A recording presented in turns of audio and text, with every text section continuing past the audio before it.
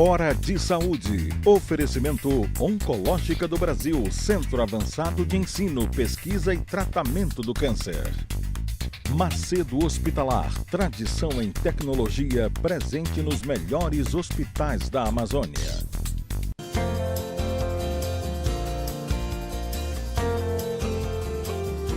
Caros amigos, mais uma vez no nosso programa dominical sobre saúde, Hora de Saúde.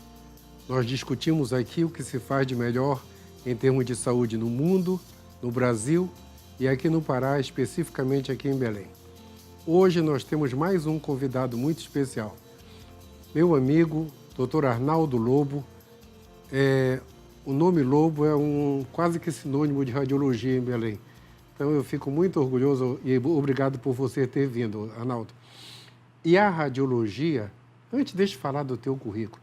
Arnaldo é radiologista do Hospital Filiola, do Colégio Brasileiro de Radiologia, do Colégio Paraense da Sociedade Paraense de Radiologia, é um dos autores do livro de propedêutica da professora Betina. O Arnaldo é uma dessas referências, uma das nossas referências nacionais em termos de radiologia. Faz parte de todos os colégios nacionais e internacionais da área de radiologia. A primeira pergunta é: essa evolução foi fantástica na imagem? É impressionante a evolução da radiologia, que acompanhou a evolução da tecnologia, né? Uhum. A história da radiologia se inicia praticamente no final do século XIX. Uhum. Röntgen conseguiu imprimir a mão de sua esposa numa radiografia assim que é muito famosa, né? É certo. E isso aí trouxe uma mudança de paradigma dentro da medicina, auxiliando os profissionais médicos, os clínicos, os ortopedistas no diagnóstico das doenças. Entretanto, nos últimos 30 anos, a tecnologia da computação aplicada aos métodos de imagem trouxe assim um avanço que eu mesmo me surpreendia a cada ano. A cada ano era uma novidade que hoje nós não temos com tanta frequência quanto nós tivemos entre os anos de 80 e 90, quando surgiram métodos como ultrassom, como tomografia computadorizada, como a própria ressonância magnética, né? E, por último, a evolução para os métodos de marcação, né?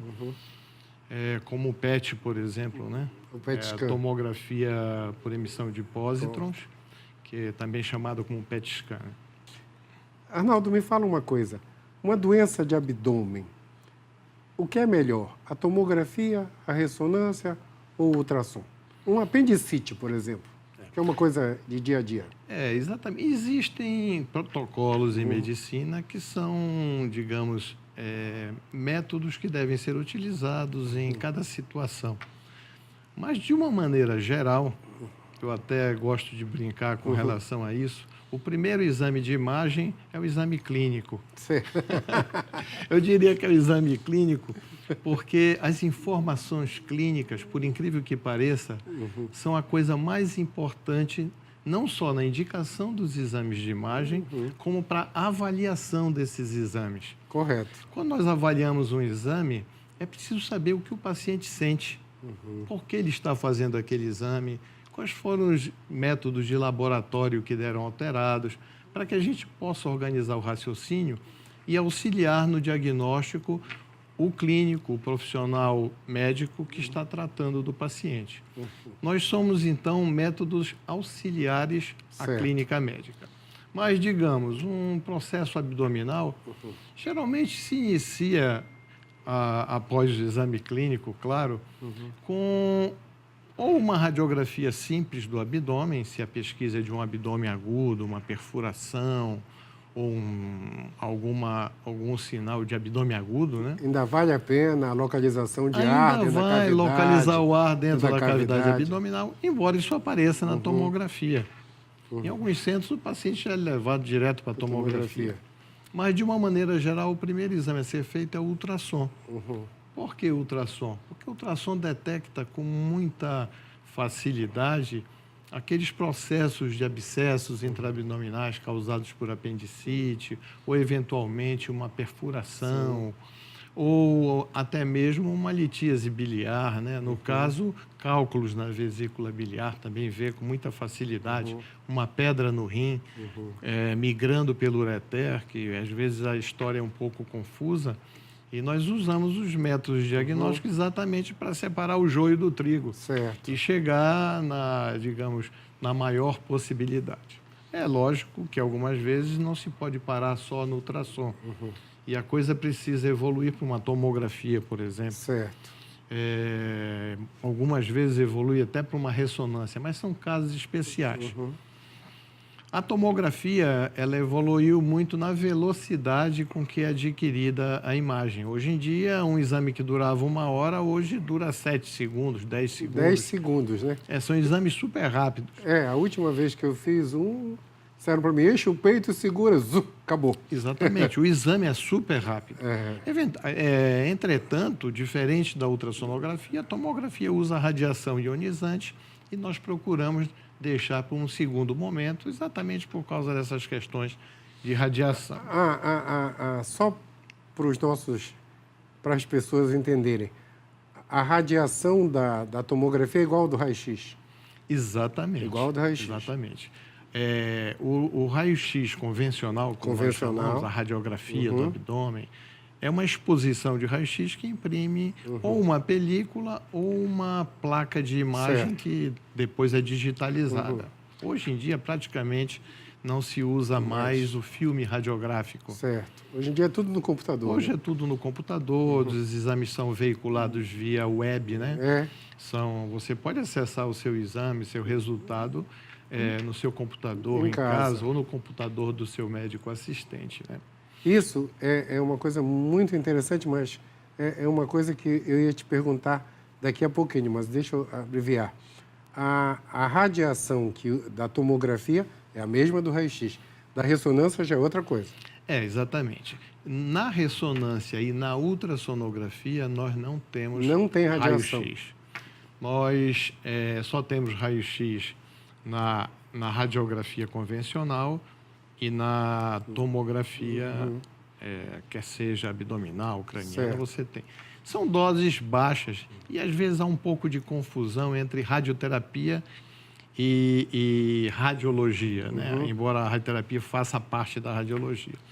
A radioterapia usa os produtos radioativos, isto é, aqueles produtos como rádio, como ouro, como iodo, que emitem radiação permanentemente. Então, eles têm que ser contidos em caixas especiais para que não emitam radiação nas horas que não estão sendo usadas. Certo. Já o raio-x é diferente. A radiologia para a imagem, o raio-x só existe na hora da execução. Então, assim que cessa o estímulo no tubo de raio-x, cessa a radiação. Cessou a radiação. Então, é uma dose menor, mas deve ser evitado o seu abuso, né? Correto. Aliás, o abuso de qualquer natureza deve ser evitado. É um problema hoje nos planos de saúde, na saúde pública, às vezes o exagero de pedidos, não só de exames laboratoriais, como exames de imagem. Então, devem ser utilizados no momento exato, dentro dos protocolos pré-estabelecidos, para que não haja nenhum exagero. No ultrassom e na ressonância magnética, nós não temos radiação. O ultrassom é obtido como se fosse um eco, né? É uma emissão de ultrassons. E o aparelho computadorizado, ele recebe o eco dessa e cria a emissão. imagem. E esse eco é que monta a imagem. Na ressonância magnética é um pouquinho diferente. Você tem um campo magnético e esse campo magnético, onde é colocado o paciente, dentro daquele famoso tubo, né? Nós emitimos um sinal de radiofrequência. Uma radiofrequência normal. Certo.